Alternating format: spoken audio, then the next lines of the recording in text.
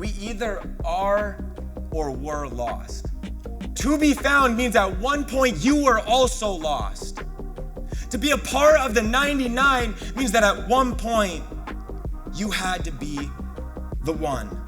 You've tried everything, but it just seems like you're stuck. Jesus, he came to find us and to bring us back to where we belong.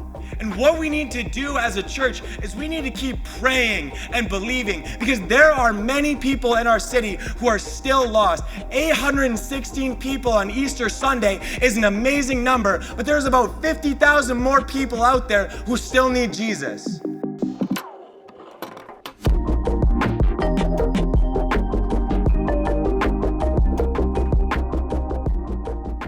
If I haven't had the chance to meet you yet, my name is Payton McRae. I'm an assistant pastor here at City Church. And after service, if I haven't met you, come on up. Come say hi to me. I would love to meet you. I would love to get connected to you. And today we're finishing off our two-part series called Lost and Found. Last week we looked at Luke 15. We looked at the three parables that Jesus gives in Luke 15, the lost sheep and the lost coin. And today we're going to be looking at the lost son.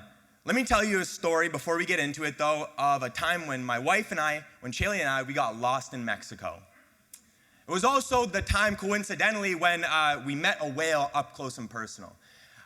When Shaylee and I, we first started dating, we went to Mexico together, and Shaylee, she had been before. She had done all the adventuring. She had done all the excursions. That was my first time in Mexico. And so Shaylee, that was when I realized that Shaylee and I, we have a different understanding of how to vacation. Shaylee, she wants to sit on the beach and sit by the pool and relax. I want to go out and adventure. I want to go out and see stuff. But to be fair to my wife, if I really want to do something, she'll do it with me. And so there was this one day we were sitting by the beach. It's getting ready to go in for supper time. And so we're getting up to go. And this guy, he comes over and he says, "Hey, would you like to rent our Sea-Doos and you can take them on the ocean?" And I explained to him, hey, we're actually going in for supper, so not today. And he said, "Well, come out tomorrow."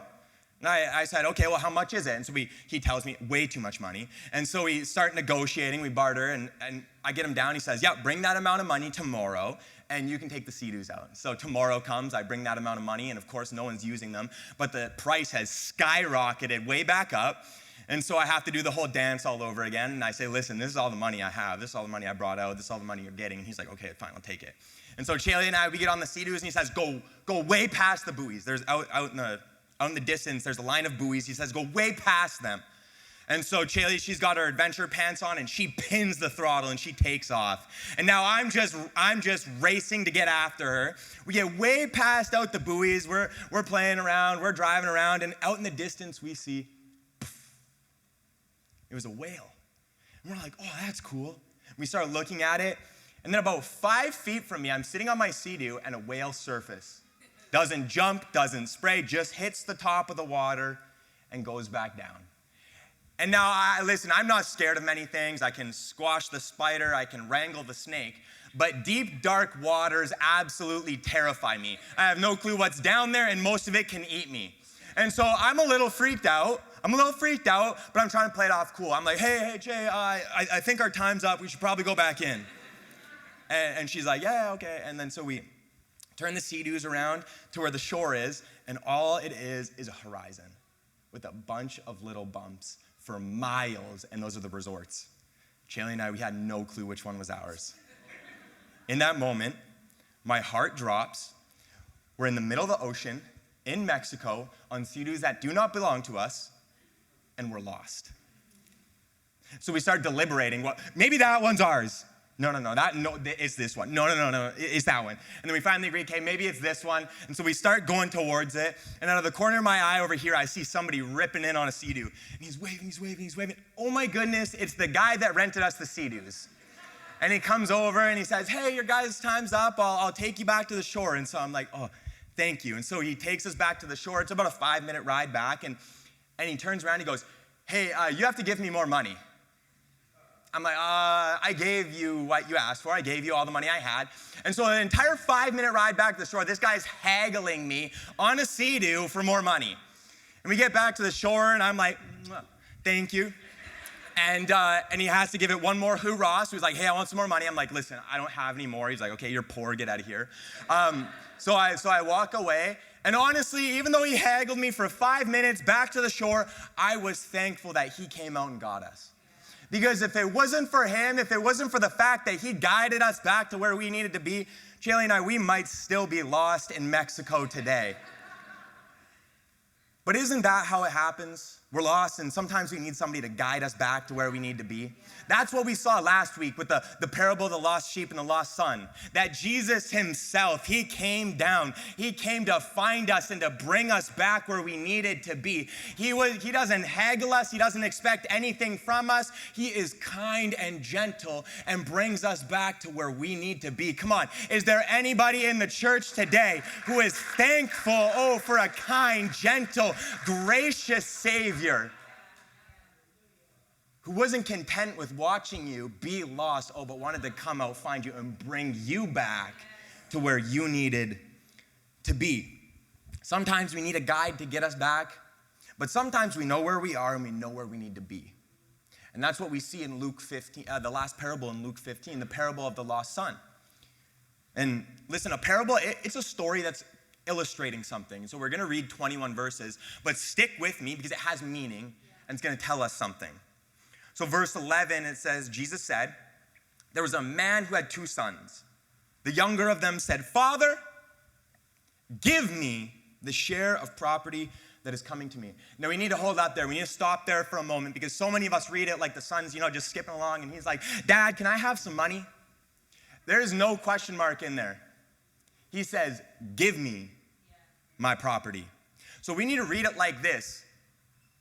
Dad, I hate you. I hate living here. I wish you were dead.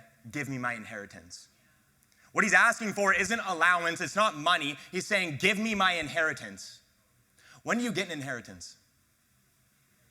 When the person dies. When the person dies. The son isn't saying, hey, Dad, I want some money. He's saying, I don't want you. I want your money.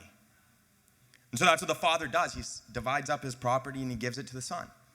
Verse 13 says, not many days later, the younger, he gathered all that he had, took it on a journey into a far country, and there he squandered all his property in reckless living. What I love about this parable is it doesn't give us a preamble. We don't get any context. We don't get to know what caused the son to feel this way. There wasn't an argument. There wasn't a disagreement. There was no fight. We just have to assume that the son, there was something that rose up in his heart that said, I'm done with this.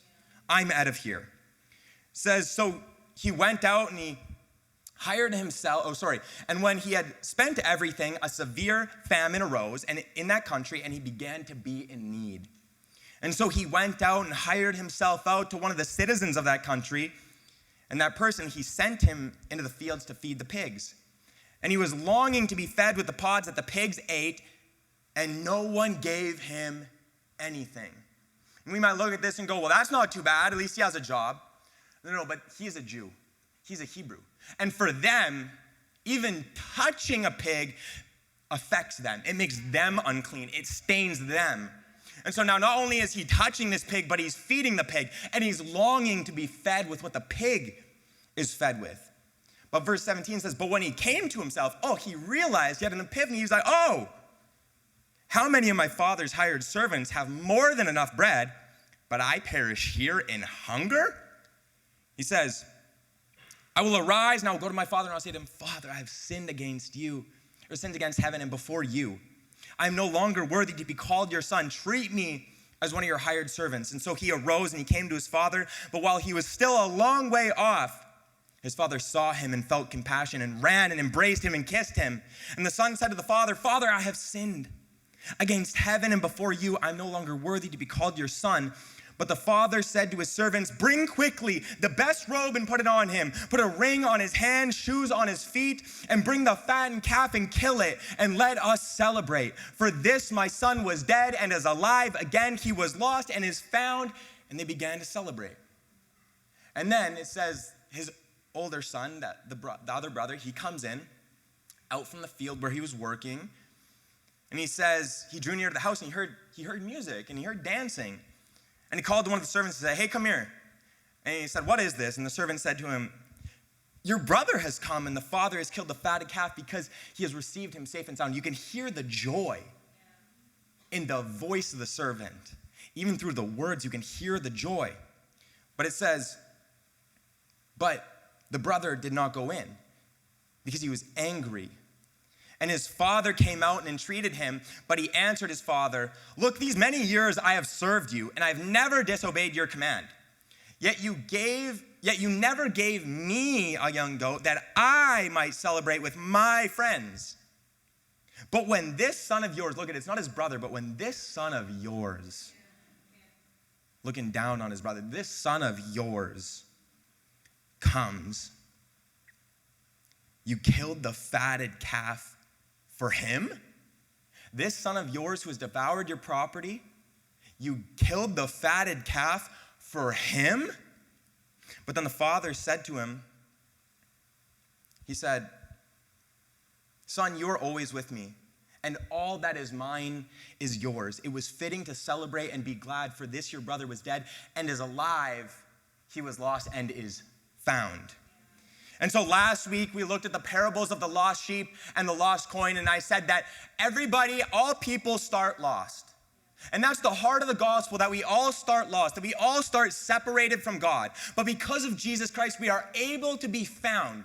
We are now able to live in a relationship with God. And so what I think Jesus is trying to do with this last parable is he's trying to warn us from becoming complacent in our relationship with God. He's saying, just because you're found, don't go on autopilot, because you can still get lost. And I also think that this parable can be more broadly applied. In the beginning, humanity walked with God. We walked in unity with God. We lived with God. But then, much like the younger son, we were deceived, we were tempted, and we turned our back on God and we walked away from him. We thought we were going to be better off without God, and so we walked in life until we hit the moment where we realize, I need God. And so the idea of this parable is this: we are all better off with God. That's the whole idea of the parable, that we are better off with God. We were all created to be with God, so of course we are better off with him. And if you haven't accepted Jesus into your life yet, if you don't have a relationship with God, you might be asking yourself right now in this moment, how am I going to be better off with God? Well, take it from somebody who has both lived with God and without God. It is far better to live life with God because he heals your heart. He transforms you. There is freedom when you walk with Jesus from addiction and mental health issues. You're no longer plagued with anxiety and depression or the suicidal thoughts. There is prosperity, security, and protection in the presence of the Lord. Now, I'm not saying God's a genie who's going to grant you all your wishes. He's not going to rid you of all pain or sickness or trouble. What I am saying is it's better to walk in life with God than without God. If you're here this morning and you have a relationship with Jesus, maybe you're being tempted with the thoughts, much like the son, of, hey, yeah, my life was better off without God. Or my life could be better off without God. Well, I'm here today to remind you that you have an adversary. And just as much as God wants to be with you, that adversary is trying to pull you away from him.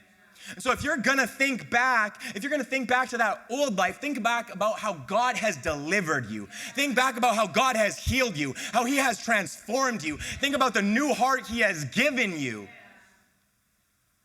Come on, church. Think back. Think back about the benefits of living with God. Psalm 103, verse 2, it says, "Bless the Lord, O my soul, and forget not his benefits." So if you don't know or you forget the benefits of living with God, it becomes much easier to avoid stepping towards God or walking away from God. And that's what happened to the youngest son. He forgot the benefits of living with the Father. The son looked at the situation he was in and he thought, it's going to be better if I get over there. He said, my life's going to be better. I'm going to be happier over there. But the saying doesn't go like that. The saying goes, the grass isn't always greener on the other side. The grass isn't always greener on the other side. Listen, we don't have to try and go out and create a better life for ourselves. We don't have to try and find a more blessed life or a more beneficial life. No, because the life that we have with God is the best life we can have. Listen, the grass is the greenest with God. The grass is the greenest with God. You were created to be with God, so the best place you can be is with God. You don't have to go out and seek greener pastures. You don't have to try and create a better life. God is our great shepherd who lies us down in green pastures. And that better life is found from living with God. You might be thinking to yourself, Payton, it surely does not feel like I'm living in green pastures. You might be saying, I do not feel like I'm living the better life. Like I said earlier, God, he's not a genie. He's not going to eradicate all pain or sin or temptation in your life. But what he does is he gives you peace, strength, and his presence to go through those things. And many of us, we can resonate with the younger son. We don't like to admit it. We like to look down on the characters of the Bible like, I would never do that. We all look at Peter and go, I would never deny Jesus. Well, about 3 seconds before Peter denied Jesus, he said the exact same thing. We can all resonate with the younger son. We just don't like to admit it. We don't wish our parents were dead, but we all wish cast. We all think of a situation where like that one's going to be better than the one I'm in. Growing up, my parents, they had this rule that if you didn't like what was for dinner, you didn't eat. And a little sub-rule, a little asterisk there, sent you to Appendix B, and it said, if you don't eat what's on your supper plate, you don't get to get up from the table. And I remember this one night, whether it was I didn't like what we were having for supper or I just didn't want to eat, I don't remember what that was, but there was this one night where everyone else had finished supper, they had gotten up and they had gone off, and all evening and into the night, I sat at the dinner table. My parents were in the bed, my sister was in her bed, and I was at the dinner table still. All the lights in the house were off except for one in the entryway that coincidentally enough just lit my plate that sat in front of me. And at this point, it was about principle. I was gonna not eat out of principle. It didn't matter about how hungry I was, whether I didn't like it. It was now about principle. Unfortunately, young Payton wasn't very principled. And whether it was out of hunger or boredom, I ended up eating everything on my plate, and then I got up and I went to bed. But in those times of being forced, when I was younger, to eat my supper, I used to think to myself, I hate living here. I cannot wait till I grow up and I can flee from under the iron fist of oppression and tyranny. And I'm sure, there's a lot of laughter, so I'm sure many of us have had that thought growing up. I cannot wait till I grow up and I can leave this house. We grow up right into debt, taxes, and bills, and responsibility. And you're like, oh, that wasn't so bad. I wish I could go back now. Maybe you haven't had that thought, but maybe you've had this thought. That job would be so much better. I'd be happier there. My life would be better at that job. As parents, when you're up late at night and your baby's crying and their teeth are coming out of their bones in their mouth, and all you're thinking is, oh man, it'll be so much better when they're older. Maybe as a university student, you've had the thought of, I cannot wait to be done so I can just start my career, so I can just get on with life. Maybe as somebody in a small town, you're thinking to yourself, if I just lived in a bigger city, I'd be happier. I'd have more opportunity. Life would be better. But then the reality hits when you get to that new job and the old one doesn't seem so bad. Yeah. Or as a parent, when your kids are growing up and now you're thinking, whoa, I wish it would all just slow down. I wish I could go back. As a graduated university student, when you wake up in the morning, go to work, and now you're thinking, wow, I wish I had more time. I wish I could go back to the freedom I had. Or when you step into that big city and you think back to the calm, steady pace of the small town. And church, you don't know what you have where you are when you're always looking somewhere else. Yeah. If I'm right here, I'm standing in the green grass, I'm standing in the benefits, but I'm always looking over there, I'm gonna think it's better over there. It's not till I get up and I walk over there and I get over here and I go, oh wait, it was better over there. And that's exactly what happened to the younger son. He said, I'm gonna be better off. I'm gonna be more blessed. I'm gonna be happier over here. And so he gets over here and he squanders it all. Yeah. There's hunger here. There's depression here. There's anxiety here. And he goes, no. It was better off over there. Yeah. It's because he forgot the benefits of living with the Father. And that's where that type of thinking, that's what produces backsliding. That is what prevents us from stepping into the presence of God in the first place. And listen, the son, he did not squander his wealth. He didn't squander the property when he was living with the father and when he was living with the brother. No, he squandered it once he went into isolation. As Christians, backsliding starts when we isolate ourselves. So come on, how do you protect yourself from isolation? How do you remember the benefits of being with God? Oh, by getting yourself into community. Get yourself to church consistently. Come early, stay late. Fill out that connect card. Don't wait till after service. Fill it out now. Get in a life group. Get on a serve team. Surround yourself with people who have a like mind and who are walking in the same direction as you. Oh, if you're here and you're, oh, yeah, I've done all that stuff. I'm set. Autopilot engaged. No, turn that thing off. No, because you have a job to do too. Your job is now to go out and find other people and bring them alongside you. Encourage them. Speak life into them. Talk about how God has changed their lives. Speak about the potential that you see in them. And it's when you do these things, it's when you surround yourself in community that you will not only remember and know the benefits of living with God, but you will be living them out. And you will remember, hey, yeah, I am better off with God. And I love this parable because the son, he hits rock bottom and he knew he needed to return to the father. He thought he was going to have to return as a slave or as a servant. He didn't realize that he was going to be received as a son. He didn't understand the position that he had in the eyes of the Father. Listen, it doesn't matter how far you get from God or how great your sin is, you are still a child of God. And this is an important truth that the son had forgotten, that God receives us as sons, not slaves. When you return to God, it's not as a slave or as a servant, but as a son.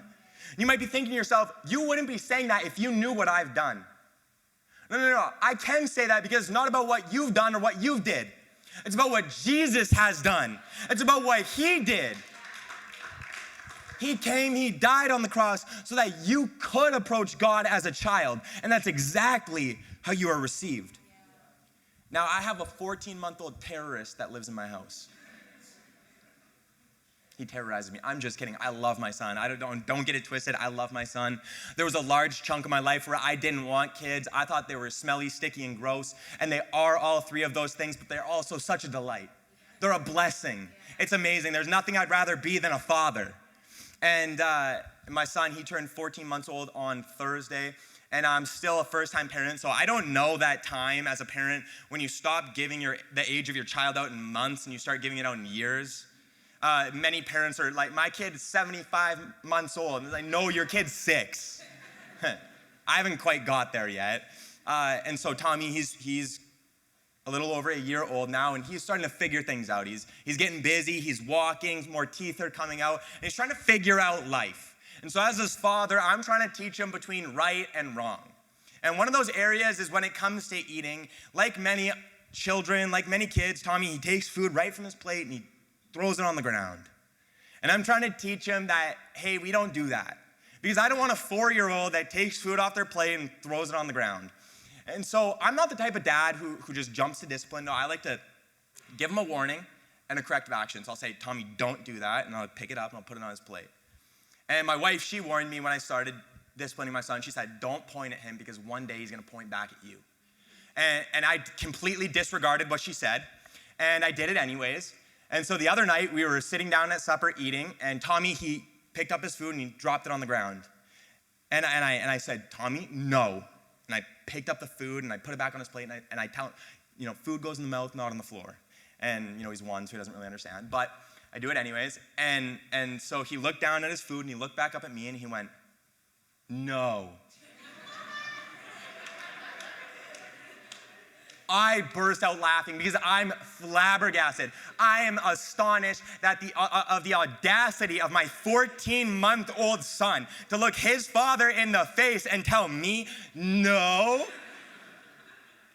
But it doesn't matter how rude or disobedient or rebellious or disrespectful he was being. It doesn't change the fact that he's still my son.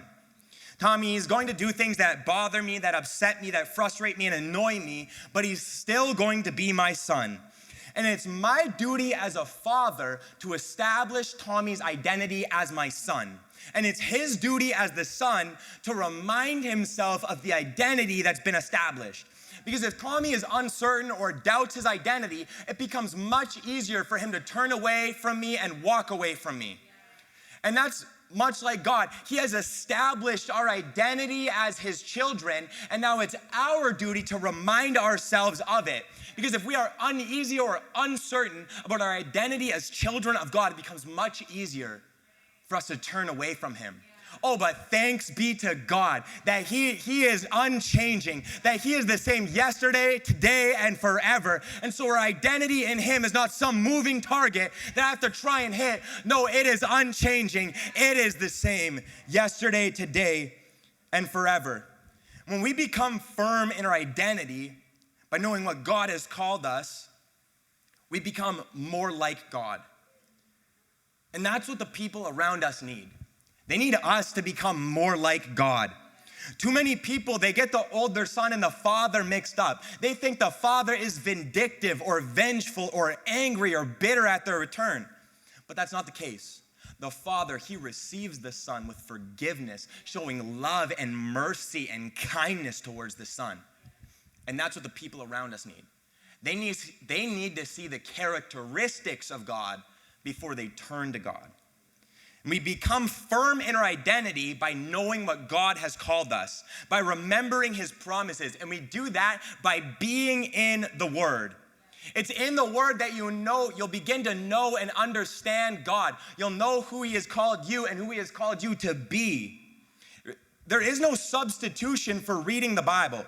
It is what protects you from supplementing or substituting your identity with ideas or philosophies. It also insulates you from the impact of the outside world. You won't be shaken by uncertainty. You'll find peace in change. You won't be disturbed by disruption. You'll have strength in times of trouble. You won't be stressed or anxious in the same way everyone else is, because your identity isn't a moving target. No, it isn't changed by the circumstances around you. It is firmly planted as a child of God.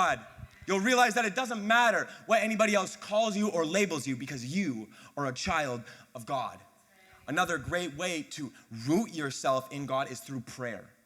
And prayer, it's not complicated, it's simple. It's a conversation you're having with God. Through prayer, you got to take your anxieties and your worries, your burdens, your wants and your needs before God, and you say, Lord, have these, I need your help. It's in prayer when you draw near to God, he draws near to you, and your identity as a child will be solidified. And if you're here today and you're thinking to yourself, I've already got a good prayer life, I'm disciplined in my Bible reading. Listen, add something new. Start consistently fasting, start meditating, worship daily, enhance your relationship with God. Add something new. Because it's when you enhance your relationship with God that your identity in God becomes more firmly planted. And when you are firmly planted as a child of God, you will remember, I am better off with God. Yes. And what's interesting about this parable is the sons, they actually have the same perspective. The sons, they have the same perspective. The older son said the father should not accept you. And the younger son said, the father won't accept me. It's because both of them did not understand the father's desire to be with his children. All the father wanted was for his son to return home. And that's what God desires for his children. That's what we see in 1 Timothy 2, verses 3-4. There it says, this is good, and it is all pleasing in the sight of God our Savior, who desires all people to be saved and to come to the knowledge of the truth. That is God's desire. God desires our return. God, he desires our return. God desires that you would be with him. Whether you're a Christian or not, whether you have a relationship with God or not, God, he cares about you. You matter to him. That's why he celebrates our homecoming. He rejoices in our return. He is excited when we turn to him in humility. I'm going to give you guys insight into my life. I'm going to tell you about one of my biggest pet peeves. One of my biggest pet peeves is when I'm going to go pick somebody up, and I say, hey, I'm gonna pick you up at 6:30, I'll be there at 6:30. I get there at 6:30 and they're not in my car till like 6:40. That's a little bit of pastoral advice for some of you maybe. And I'm like, hey, what were you doing? And they're, I was getting ready. Why weren't you getting ready before 6:30? And the reason that's one of my pet peeves is because I am not like that. I am not like that. If you're gonna be at my house at 6:30, 6:25, shoes on, jackets on, backpacks on, I'm ready to go. Every 30 seconds, I'm at the window. I'm like, they here yet? Back at the door. Did I miss them? And are they here yet? That's how I am. And my wife, it kind of drives her crazy. She's like, Payton, sit down, but I can't. I'm waiting. I'm anticipating you to come. I'm expecting that you're gonna be there. There was a couple of months ago, I think it was back in March, we were going to Regina for a prayer meeting. Pastor Ben, he texted me, he said, Payton, I'll be at your house at 3. So at 2:55, shoes on, water bottle in hand, backpack on, no jacket because it was nice and warm out. And I'm doing my thing. At the window, is he here yet? No, not here yet. Did I miss him at the door? Nope, not yet. Because I want to be out of the house. My goal is always to be out of the house before anybody even texts me here. My wife, she's like, Payton, just come sit down. He'll text you when he's here. But I can't because I'm waiting. I know he's gonna be there. I'm expecting him. And God forbid I sit down and I pull up a game of chess and now my pastor has to wait 10 minutes because I got distracted, or I have to go and fill up my water or put on my shoes. Listen, waiting is active. You can't be busy doing other things when you're waiting. Waiting means you are anticipating something. You have expectation that something is going to happen. And that's what we see in this parable. When the son is still far off, the father, he goes running towards the son. The father, he does not wait till the son gets to him. No, he goes running to the son. And the father, he did not miss the return of the son. He wasn't distracted doing other things. And what I believe happened is the day the son left was the day the father started waiting. Every morning, he would get up and he would go sit on the porch and he would stare at the horizon, waiting for the day that the son would return so he could run out and embrace his son. He wasn't distracted doing other things. He was waiting. And that's exactly what God does to us. God is waiting in anticipation for our return. When we take a step towards God, he doesn't wait for us to get to him. No, he comes running towards us. Not to rebuke us, not to scorn us or repudiate us, but to embrace us fully. God desires his children to be with him. And now if you've already returned to God, what he is saying to you is rejoice with me at the return of others. And the last thing that we see is about the eldest son. He was busy. He was off doing other things. He was distracted. He wasn't waiting. He missed the return of his brother. He was not expecting his brother to return. The elder brother is an example to the church of what not to do. Jesus is using the brother to say, hey, don't do this. He's reminding his church not to become resentful or bitter or judgmental towards the lost. Because if God celebrates the lost, so should his church. Jesus' church is one of humility, with open arms, embracing all who will return. The last thing Jesus tells his disciples is go, make more disciples. And so as the church, we need to continue to step out and reach the lost people who are far from God and draw them near. We need to continue to seek others as God seeks us. And so, we need to think to ourselves, is there anyone in my life who needs God in theirs? Is there anyone who I can show the love of God to? And if there is, start praying for them.